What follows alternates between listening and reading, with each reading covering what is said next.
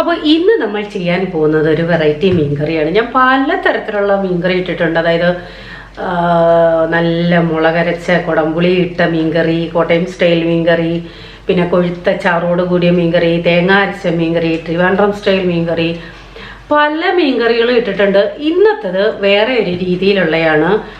ഞാനിങ്ങനെ ചിന്തിച്ചപ്പോഴേ പലരും എനിക്ക് കമന്റ് ഇടാറുണ്ട്, തേങ്ങ കുറച്ചുള്ള റെസിപ്പികളൊന്ന് ട്രൈ ചെയ്യണേ. തേങ്ങ പല സംസ്ഥാനങ്ങളിലും, അതായത് ഇന്ത്യയിൽ തന്നെ പല സംസ്ഥാനങ്ങളിലും തേങ്ങ അധികം കിട്ടാറില്ല. അതുകൊണ്ട് കുറേ പേരെൻ്റെ അടുത്ത് പറയുന്നതാണ്, വിദേശത്തുള്ളവർ പ്രത്യേകിച്ച് ഈസി കറികൾ, മീൻകറി, തേങ്ങയില്ലാത്ത കറികളൊക്കെ ഒന്ന് ഷെയർ ചെയ്യണേ. അപ്പോൾ ഞാൻ ഇങ്ങനെ ചിന്തിച്ചപ്പോൾ വിചാരിച്ചു, ഈ റെസിപ്പി നിങ്ങൾ ഏതെങ്കിലും നാട്ടിൽ ആരെങ്കിലും ഫോളോ ചെയ്യുന്നു എങ്കിൽ ഒന്ന് കമൻ്റ് ഇടാൻ മറക്കരുത്. ഞാൻ എങ്ങും കണ്ടിട്ടില്ല കേട്ടോ, എൻ്റെ വീട്ടിലും ഇങ്ങനെ ചെയ്യാറില്ല. ഞാനൊരു ദിവസം വെറുതെ ഒന്ന് ട്രൈ ചെയ്ത് നോക്കിയതാണ്. നല്ലതാണ് സംഭവം. അപ്പോൾ അത്യാവശ്യം കൊഴുപ്പ് വേണം, എന്നാൽ തേങ്ങയിട്ട് യൂസ് ചെയ്യാനും പാടില്ല. ആ രീതിയിലുള്ളവർ തീർച്ചയായിട്ടും ഇതൊന്ന് ട്രൈ ചെയ്ത് നോക്കണം. മീൻകറിയിൽ മല്ലിപ്പൊടി ചേർക്കാറില്ല, തീർച്ചയായിട്ടും തേങ്ങ അരച്ച മീൻകറിയിൽ ലേശം മല്ലിപ്പൊടി ചേർക്കാറുണ്ട്. അല്ലാത്ത മീൻകറിക്കകത്ത് മല്ലിപ്പൊടി ചേർക്കാറില്ല. ഞാൻ എന്നാലും പീസ് അല്ലാത്ത 1-2 ദിവസം കൊണ്ട് തീർക്കുന്ന മീനാണെങ്കിൽ ഇച്ചിരി കൊഴുപ്പിന് വേണ്ടി ഞാൻ ലേശം മല്ലിപ്പൊടി ചേർക്കാറുണ്ട്. ഇതിൽ നമ്മൾ ഇത്തിരി മല്ലിപ്പൊടി കൂടുതൽ ചേർക്കുന്നുണ്ട്. അങ്ങനെയുള്ള ഒരു മീൻകറിയാണ്. അപ്പോൾ അതിഷ്ടമുള്ളവർ മാത്രം ഇത് ട്രൈ ചെയ്താൽ മതി കേട്ടോ. കാരണം എനിക്കറിയാം ഈ റെസിപ്പി കാണുന്നുണ്ടേ ഇപ്പോൾ കമന്റ്, ഒരു മീൻകറിക്കകത്ത് ഞങ്ങൾ മല്ലിപ്പൊടി ചേർക്കാറില്ല, ഇതെന്ത് മീൻകറിയാണെന്നൊക്കെ ആരെങ്കിലും ചോദിക്കാൻ ആഗ്രഹിക്കുന്നുവെങ്കിൽ ഉത്തരം ഇതാണ്.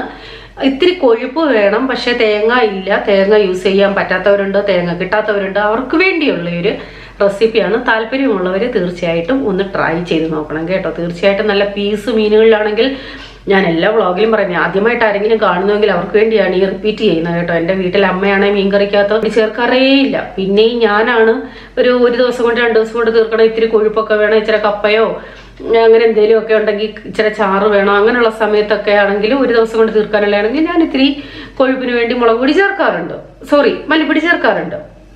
അപ്പോൾ ഇഷ്ടമുള്ളവർ മാത്രം ഇത് ട്രൈ ചെയ്താൽ മതി കേട്ടോ. പക്ഷെ നല്ലൊരു കറിയാണ്. നേരെ റെസിപ്പിയിലോട്ട് പോവാം. ഒരു പക്ഷേ ഇത് കാണുമ്പോൾ തന്നെ നിങ്ങൾ ചിന്തിക്കുന്നുണ്ടാവും, എൻ്റെ ദൈവമേ ഇതെന്ത് മീൻകറിയാണ്. പ്രത്യേകിച്ച് കോട്ടയം സൈഡിലുള്ളവർക്ക് ഇങ്ങനെയുള്ള കറികളൊക്കെ ചിന്തിക്കാൻ പോലും പറ്റില്ല. നല്ല മുളക് പൊടിയും കുടംപുളിയൊക്കെ ഇട്ടുള്ള മീൻകറിയാണ്. എൻ്റെ വീട്ടിൽ ഏറ്റവും കൂടുതൽ അങ്ങനെയാണ് കറി വെക്കുന്നത് കേട്ടോ. അപ്പോൾ ഇന്നത്തെ കറിക്ക് വേണ്ടി ഞാനിവിടെ കുറച്ച് കൊച്ചുള്ളി എടുത്തിട്ടുണ്ട്. വലുതാന്നേ ഒരു 10 അല്ലി മതി കേട്ടോ. ഇത് ചെറുതും വലുതും എല്ലാമായിട്ടാണ്. ഞാനൊരു 4 കണ്ണൻ കുഴിച്ചാള മീനാണ് എടുത്തിരിക്കുന്നത്. ഇത് കഴിഞ്ഞ ദിവസം ഞാൻ കറി വെച്ചിരുന്നു, അതിൻ്റെ ബാക്കി 4 ഇരുന്നതാ. അപ്പോൾ ഏകദേശം ഒരു 3/4 കിലോ കറിക്കൊക്കെ 3/4 കിലോ മീനൊക്കെ ഞാൻ ഈ പറയുന്ന റെസിപ്പി ഫോളോ ചെയ്താൽ മതി. ചെറിയൊരു കഷ്ണം ഇഞ്ചി എടുത്തിട്ടുണ്ട്. ഇത് അധികം എരിയില്ലാത്ത ഇഞ്ചിയാണ്. ഇഞ്ചി പ്രത്യേകം ശ്രദ്ധിക്കണം. നമ്മൾ മിക്സിയിൽ അരയ്ക്കാൻ എടുക്കുകയാണെങ്കിൽ ഇഞ്ചി കുറച്ചേ എടുക്കാവൂ. അതേസമയം നമ്മൾ എണ്ണയ്ക്കകത്തിട്ട് വഴട്ടുകയാണെങ്കിൽ ഇഞ്ചി ഇച്ചിരി കൂടിയാലും കുഴപ്പമില്ല. അതേസമയം ഇഞ്ചി കൂടുതൽ അരയ്ക്കാൻ എടുക്കുന്നുവെങ്കിൽ ഒരു കമർപ്പ് വരും, കവർപ്പെന്ന് വരും, ചവർപ്പെന്ന് പറയും. മനസ്സിലായോ എന്താ ഉദ്ദേശിച്ചെന്ന്? അപ്പോൾ അതുകൊണ്ട് ഇഞ്ചി കുറച്ചേ എടുക്കാവൂ. ഒരു 6 അല്ലി വെളുത്തുള്ളി എടുത്തിട്ടുണ്ട്. പിന്നെ ഒരു കുഞ്ഞി തക്കാളി, വലുതാണെങ്കിൽ അരമുറി മതി. ഈ ഒരു തക്കാളി നമുക്ക് അരയ്ക്കാൻ വേണ്ടിയുള്ളതാണ്. ഒരു പാൻ വെച്ച ശേഷം മുളക് പൊടി 2 ടേബിൾ സ്പൂൺ മുളക് പൊടി ഇട്ടിട്ടുണ്ട്. അപ്പോൾ ഇത് കാശ്മീരി മുളക് പൊടിയാണ്. ഇത്തിരി എരി കുറവായിരിക്കും, കാരണം ഞാൻ ഇത്തിരി മുരിങ്ങയ്ക്ക ഇടുന്നുണ്ട്. അതുകൊണ്ട് ഇത്തിരി എരിയുള്ള മുളക് പൊടിയും കൂടെ ഞാൻ ചേർക്കുന്നുണ്ട്. ഇത് നിങ്ങളുടെ ഇഷ്ടമനുസരിച്ച് ചേർത്താൽ മതി കേട്ടോ. മല്ലിപ്പൊടി 2 ടേബിൾ സ്പൂൺ മല്ലിപ്പൊടി, മഞ്ഞൾപ്പൊടി, അതായത് മഞ്ഞൾപ്പൊടി, ഉലുവാപ്പൊടി. അപ്പം ഇത് നന്നായിട്ടൊന്ന് ചൂടാക്കണം, കരിഞ്ഞു പോവല്ലേ. അതിൻ്റെയൊക്കെ പച്ചമുളകൊന്ന് മാറണം. അപ്പം ഏകദേശം നന്നായിട്ട് മൂത്തു, നല്ല മൂത്ത മണം വരുന്നുണ്ട്. ഇനി കൂടുതൽ മണം വരാൻ നിന്നാൽ കരിഞ്ഞ മണം വരും. നന്നായിട്ട് മണം വരുന്ന ഉടനെ ഓഫ് ചെയ്തേക്കണം. പിന്നെ ആ പാനിൻ്റെ ചൂട് കൊണ്ട് മുളക് പൊടിയെല്ലാം ചൂടായിക്കോളും. അപ്പോൾ ഇതൊന്ന് തണുത്ത ശേഷം നമുക്ക് മിക്സിയുടെ ചെറിയ ജാറിലിട്ട് ഇതും നമ്മളെടുത്ത് വെച്ചിരിക്കുന്ന വെളുത്തുള്ളി, ഇഞ്ചി, തക്കാളി, കൊച്ചുള്ളി ഇതെല്ലാം കൂടി ഇട്ട് നന്നായിട്ടൊന്ന് അരച്ചെടുക്കാം. അപ്പോൾ ഇനി നമുക്ക് ചട്ടി വെച്ച ശേഷം അരച്ച് വെച്ച അരപ്പ് ഇങ്ങോട്ട് ഇട്ട് കൊടുക്കാം. ആവശ്യത്തിന് വെള്ളം കൂടി ഒഴിക്കാമേ. ഞാൻ മീൻകറിക്ക് കുടംപുളി തന്നെ ഇടണേന്ന് പറയുമ്പോൾ പലരും പറയാറുണ്ട് അവരുടെ നാട്ടിൽ കുടംപുളി എന്താണെന്ന് പോലും അറിയില്ല. പിഴിപുളി, അതായത് സാമ്പാർ പുളി, വാളംപുളിയാണ് ചേർക്കുന്നതെന്ന്. അപ്പം അങ്ങനെയുള്ളവർ അത് ചേർത്താം കേട്ടോ. ഓരോരുത്തർക്കും ഓരോ നാട്ടിലും ഓരോ രീതിയല്ലേ. അപ്പം എൻ്റെ കയ്യിൽ 2-3 മുരിങ്ങയ്ക്ക ഉണ്ടായിരുന്നു, അതുകൊണ്ട് ഞാൻ മുരിങ്ങയ്ക്ക ഇടുന്നു. അപ്പം ഇത് ഇടണമെന്ന് നിർബന്ധമൊന്നുമില്ല കേട്ടോ. ആവശ്യത്തിന് ഉപ്പ് ചേർക്കാം. തക്കാളി ചെറിയ ഒരെണ്ണം അരച്ചിട്ടുണ്ട്, 2 ചെറിയ തക്കാളി ഇട്ടിട്ടുണ്ട്, കറിവേപ്പില. ഇനി നമുക്കിത് നന്നായിട്ടൊന്ന് തിളക്കട്ടെ. എൻ്റെ ഇന്ന് കുറേ പേര് മേടിച്ചിട്ടുള്ള ഒരു പ്രോഡക്റ്റാണ് ഇത്, ഹാൻഡ് വാഷ്, എലമെൻസിൻ്റെ ഹാൻഡ് വാഷ്. ഇതിൻ്റെ പ്രത്യേകത എന്താണെന്നറിയോ? മീനൊക്കെ വെട്ടിയിട്ട് സാധാരണ നമ്മൾ എന്തൊക്കെ ഹാൻഡ് വാഷ് ഇട്ട് കഴുകിയാലും അതിൻ്റെ സ്മെല്ല് പോവാറില്ല. പിന്നെ ഞാൻ സാധാരണ ചെയ്തുകൊണ്ടിരുന്നത് വെളിച്ചെണ്ണ വരട്ടും, നാരങ്ങ തോടുണ്ടെങ്കിൽ അല്ലെ നാരങ്ങ ഇട്ട് കയ്യിലൊരയ്ക്കും, അങ്ങനെയൊക്കെയാണ് അതിൻ്റെ സ്മെല്ല് പോക്കിക്കൊണ്ടിരുന്നത്. ഇത് വെറും 2-3 തുള്ളി. ഇത് മാത്രമല്ല, എലമെൻസിൻ്റെ എല്ലാ പ്രോഡക്റ്റും, അത് ഫേസ് വാഷ് ആയാലും ക്രീം ആയാലും പേസ്റ്റ് ആയാലും, ഫേസ് വാഷൊക്കെ ഒരു 3-4 തുള്ളിയേ എടുക്കാവൂ. അതുപോലെ ക്രീം ആണെങ്കിൽ ഇച്ചിരിയും എടുത്താൽ മതി ഫേസിലൊക്കെ ഇടാനായിട്ട്. പേസ്റ്റും അതുപോലെ ഒരു ഇച്ചിരി എടുക്കാവൂ. നമ്മൾ സാധാരണ പേസ്റ്റ് ബ്രഷ് നിറച്ചെടുക്കത്തില്ലേ, അങ്ങനെ എടുക്കുവാണെങ്കിൽ അത് നമ്മുടെ ഈ പേസ്റ്റ് എന്ന് പറയുന്നത് ഇതല്ലേ നമ്മൾ യൂസ് ചെയ്ത് കൊടുത്തുകൊണ്ടിരിക്കുന്ന പേസ്റ്റ് എന്ന് പറയുന്നത് ഒരു 4-5 പ്രാവശ്യം യൂസ് ചെയ്യാനാണ് അത്രയും പേസ്റ്റ് എന്ന് പറയുന്നത്. അപ്പോൾ ഇതും അതുപോലെ തന്നെ കുറച്ചേ എടുക്കാവൂ, ഇത് ഏതാനും തുള്ളികളെ എടുക്കാവൂ. നല്ല മണമാണ് കേട്ടോ. ഞാനിപ്പോൾ ദാ കഴുകിയപ്പോഴാണ് ഓർത്തത്, മീൻ വെട്ടിക്കഴിഞ്ഞിട്ട് ഇതിട്ട് കൈ കഴുകിയിട്ട് നിൽക്കുകയാണ്. നല്ല മണമാണ്. ജോസാൻ ഇടയ്ക്ക് പറയുമായിരുന്നു ഇതിൻ്റെ മണം കാരണം ഇട്ട് കുളിച്ചാലോ എന്ന് ചിന്തിക്കുവാന്ന്, അത്രയ്ക്ക് മണമാണ്. നല്ല എന്താണ്, മേടിച്ചവർ ഈ വീഡിയോ കാണുന്നുണ്ടെങ്കിൽ ഒന്ന് കമൻറ്റ് ചെയ്യണേ. കാരണം എൻ്റെ കയ്യിൽ കുറേ പേര് ഇത് മേടിച്ചിട്ടുണ്ട്, 2-3 പ്രാവശ്യം മേടിച്ചവരും ഉണ്ട് ഈ ഹാൻഡ് വാഷ്. പിന്നെ മീൻ്റെ മണം പോകുന്നത് മാത്രമല്ല, പലർക്കും ചേനയൊക്കെ അരിഞ്ഞാൽ കൈ ചൊറിയാറുണ്ട്. എനിക്ക് തന്നെ, ഞാൻ കൊടുത്തവർ തന്നെ എൻ്റെ അടുത്ത് പറഞ്ഞതാണ്, ചേന അരിയുമ്പോൾ കൈ ചൊറിയുന്നത് പോലും ഇതിട്ട് കഴുകുമ്പോൾ ആ ചൊറിച്ചിൽ മാറുന്നുണ്ടെന്ന്. പിന്നെ ഒരാൾ എൻ്റെ അടുത്ത് പറഞ്ഞു, എന്തോ ഫുഡ് കഴിച്ചിട്ട് അലർജി ആയിട്ട് ചെറിയൊക്കെ തണുത്തിരുന്നു. അതിനുശേഷം നോർമലായിട്ട് കൈ കഴുകുമല്ലോ, ഫുഡ് കഴിച്ചു കഴിഞ്ഞിട്ട് നമ്മൾ ആഹാരം കഴിച്ച ശേഷം ഈ ഹാൻഡ് വാഷ് ഇട്ട് കൈ കഴുകിയപ്പോൾ ഇത്തിരിയും ഞാൻ ചിലപ്പോഴൊക്കെ ചെയ്യാറുണ്ട് കേട്ടോ, അത് നമ്മുടെ ചെറിയിലോട്ടൊന്ന് പുരട്ടി കഴുകാറുണ്ട്. എല്ലാവരും അങ്ങനെ ചെയ്യുമെന്ന് എനിക്കറിയില്ല, ഞാൻ പൊതുവെ ചെയ്യാറുണ്ട് കേട്ടോ. അപ്പോൾ ആ വ്യക്തിയും അങ്ങനെ ചെയ്തു. പക്ഷെ ഒരു 2-3 മിനിറ്റ് കഴിഞ്ഞപ്പോഴത്തേക്ക് ആ ചെറിയുടെ തെണുപ്പും ഇല്ല, ആ ചൊറിച്ചിലുമില്ല, അലർജിയില്ല, അത് മാറി കേട്ടപ്പോൾ അതൊക്കെ എനിക്ക് അതിശയം കേട്ടോ. അതൊന്നും ഞാൻ അങ്ങനൊന്നും പറഞ്ഞു കൊടുത്തതല്ല, ഓരോരുത്തർ പറയുന്ന ഫീഡ്ബാക്കാണ് ഇതെല്ലാം.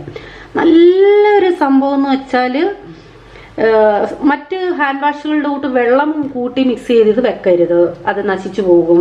കാരണം ഇതിനകത്ത് വേറെ കെമിക്കൽ സംഭവങ്ങളൊന്നും ഇല്ലാത്തതല്ലേ. അപ്പം അതുകൊണ്ട് മറ്റുള്ള നമ്മൾ കടകളിൽ നിന്ന് മേടിക്കുന്നതിനകത്ത് എളുപ്പം ഇത് തീരുമല്ലോ എന്നും പറഞ്ഞ് കുറച്ചെടുത്ത് നമ്മൾ ഡൈല്യൂട്ട് ചെയ്ത് വെക്കാറുണ്ട്. ഒരിക്കലും ഇതങ്ങനെ ചെയ്യരുത്. നല്ല സംഭവമാണ്. മേടിക്കാത്തവർ ഒരു പ്രാവശ്യമെങ്കിലും ഇതൊന്ന് ട്രൈ ചെയ്യണം കേട്ടോ, ഈ ഹാൻഡ് വാഷ്. അപ്പോൾ 1/2 ലിറ്ററിൻ്റെ ആണേ, അതായത് 500 ml ആണ്. ഈ മീനൊക്കെ വെട്ടിക്കഴിഞ്ഞ ശേഷം അർജന്റായിട്ടൊന്ന് പുറത്ത് പോകണമെങ്കിലാണ് അതിൻ്റെ ആ ബുദ്ധിമുട്ടറിയുന്ന സ്മെല്ല്. എന്തൊക്കെ ചെയ്താലും എത്ര നല്ല ഹാൻഡ് വാഷ് യൂസ് ചെയ്താലും അതിനൊരു മാറ്റമില്ല. ഞാൻ പലതും ട്രൈ ചെയ്തിട്ടുണ്ട്, വിദേശത്തുനിന്ന് കൊണ്ടു തന്നവരുടെ ഹാൻഡ് വാഷ് യൂസ് ചെയ്തിട്ടുണ്ട്. പക്ഷെ മീനിൻ്റെ മണത്തെ വെല്ലാൻ ഒരു സംഭവമില്ല, അതിനെയൊക്കെ വെല്ലുന്ന ഒരു സംഭവമാണ് ഇത്. മീൻ വെട്ടിയ കൈയാണെന്ന് പോലും പറയത്തില്ല, അത്രയ്ക്ക് ഇതിൻ്റെ മണമാണ് കയ്യിൽ നിൽക്കുന്നത്. അപ്പോൾ അത് നന്നായിട്ട് തിളച്ചിട്ടുണ്ട്. നമ്മുടെ ഈ മുരിങ്ങ ഉണ്ടല്ലോ, ഒരു 1/2 ഭാഗമെങ്കിലും വേവണം, കാരണം മീൻ പെട്ടെന്ന് വേവുമല്ലോ. അതുകൊണ്ട് ഞാൻ മുരിങ്ങ കീറിയിട്ടില്ല, അങ്ങനെ തന്നെ ഇട്ടിട്ടേ ഉള്ളൂ. അപ്പോൾ ഇനി ബാക്കി മീൻ വേവുന്ന സമയം കൊണ്ട് വെന്തോളും. മീൻ കഷ്ണങ്ങൾ ഇട്ട് കൊടുക്കാം. എത്ര നല്ല മീനാണേലും അറിയാൻ വയ്യാത്ത കുട്ടികളൊക്കെ അത് വെട്ടിയെടുക്കുമ്പോൾ, അതല്ലെന്നുണ്ടെങ്കിൽ ഫ്രിഡ്ജിൽ വെച്ചിട്ട് ഒത്തിരി നേരം പുറത്ത് വെച്ചിട്ട് വിട്ടുമ്പോൾ അത് അലന്നു പോകാൻ ചാൻസ് ഉണ്ട്. അപ്പം അങ്ങനെയുള്ളപ്പോൾ ഇതുപോലെ അരയ്ക്കുന്ന കറികളാണെന്നുണ്ടെങ്കിൽ ഞാൻ അതിനകത്തൊരു 1/4 ടീസ്പൂൺ ഇല്ല അതിലും താഴെ കടുക് അരച്ച് ചേർക്കാറുണ്ട്. അമ്മ പറഞ്ഞു തന്നിട്ടുള്ളതാ. പല ഹോട്ടലുകളിലും ചിക്കനൊക്കെ കറി വെക്കുമ്പോൾ കടുക് അരച്ചാണ് വെക്കുന്നത്, കാരണം അത് നല്ല ഉറപ്പ് കിട്ടുകയും ചെയ്യും, പൊടിഞ്ഞു പോകത്തില്ല. മീനാണെങ്കിലും പൊടിഞ്ഞു പോകത്തില്ല. പക്ഷെ ഇന്ന് ഞാൻ മറന്നുപോയി, ഇതിന് ഇച്ചിരി അരയ്ക്കണമെന്ന് ഓർത്തതാണ്, കാരണം അരച്ചുകറി ആയിരുന്നല്ലോ. അപ്പോൾ ഇടണമെന്ന് ഓർത്തു, മറന്നുപോയി. തേങ്ങ അരച്ച കറിക്കൊക്കെ അതുപോലെ സംശയം പൊടിഞ്ഞു പോകും എന്നുള്ള മീനാണെങ്കിൽ പൊതുവെ ഞാൻ ഇത്തിരി കടുക് ഒത്തിരി ചേർക്കരുത്. കമ്മർക്കും, അതായത് ചവർപ്പ് വരും, കയ്പ്പ് വരും, ഒത്തിരി ചേർക്കരുത്, ഒരു ഇച്ചിരി. പൊതുവെ ഹോട്ടലുകളിലൊക്കെ ചിക്കൻ കറിക്കൊക്കെ അങ്ങനെ ചെയ്താൽ വെക്കുന്നത് കേട്ടോ. അതാണ് നല്ല ഉറപ്പ് കിട്ടുന്ന ആ ചിക്കൻ കഷ്ണത്തിന്. നന്നായിട്ട് വെന്ത് വറ്റട്ടെ. കറി നന്നായിട്ട് വറ്റിയിട്ടുണ്ട് കണ്ടോ. തേങ്ങ അരച്ച കറിയുടെ കൂട്ടല്ലേ നോക്കി. മുളക് അരച്ച കറിയുടെ ഒരു ടേസ്റ്റും ഉണ്ട്, എന്നാൽ തേങ്ങ അരച്ച കറിയുടെ ഒരു കൊഴുപ്പും ഉണ്ട്. കണ്ടോ? അപ്പം മീനൊക്കെ നന്നായിട്ട് വെന്തു, മുരിങ്ങയ്ക്ക് നന്നായിട്ട് വെന്ത് പോയിട്ടില്ല, അത് അതുപോലെ കിടപ്പുണ്ട്. കണ്ടോ? അപ്പോൾ ഇനി ഇതിൽ കൂടുതൽ വറ്റണ്ട, ചട്ടിയാണ്, ഇരുന്ന് വറ്റിക്കോളും. ഇപ്പം തന്നെ അത് നന്നായിട്ട് കുറുകിയിട്ടുണ്ട്. ഇനി ഇതിനകത്ത് വെച്ചിരുന്നാൽ മൊത്തത്തിൽ അങ്ങ് കുറുകി പറ്റി പരക്കെ അങ്ങ് വറ്റിപ്പോവും. ഇത്രയും മതി. ഇനി നമുക്ക് കടുക് തളിക്കാം.